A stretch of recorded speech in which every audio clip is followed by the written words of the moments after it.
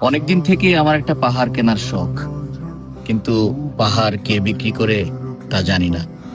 যদি তার দেখা পেতাম, দামের জন্য আটকাতো না।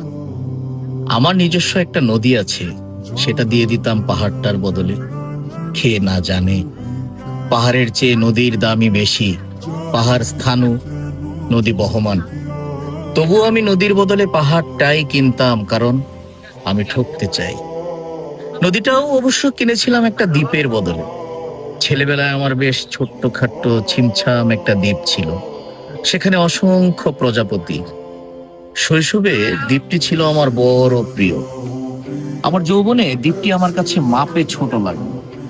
প্রবহমান ছিপছিপে তন্নি নদীটি বেশ পছন্দ হলো আমার।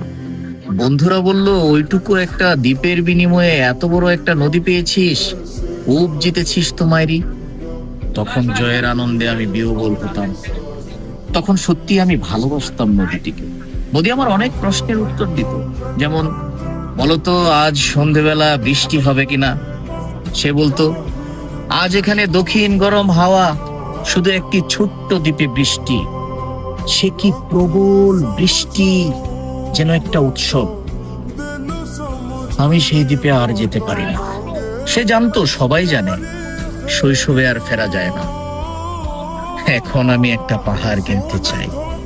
সেই পাহাড়ের পায়ের কাছে থাকবে গহন অরণ্য। আমি সেই অরণ্য পার হয়ে যাব। তারপর শুধু রুক্ষ কঠিন পাহাড়, একেবারে চূড়ায়, মাথার খুব কাছে আকাশ, নিচে বিপুলা পৃথিবী, চরাচরের তীব্র নির্জনতা। আমার কণ্ঠস্বর সেখানে কেউ শুনতে পাবে না।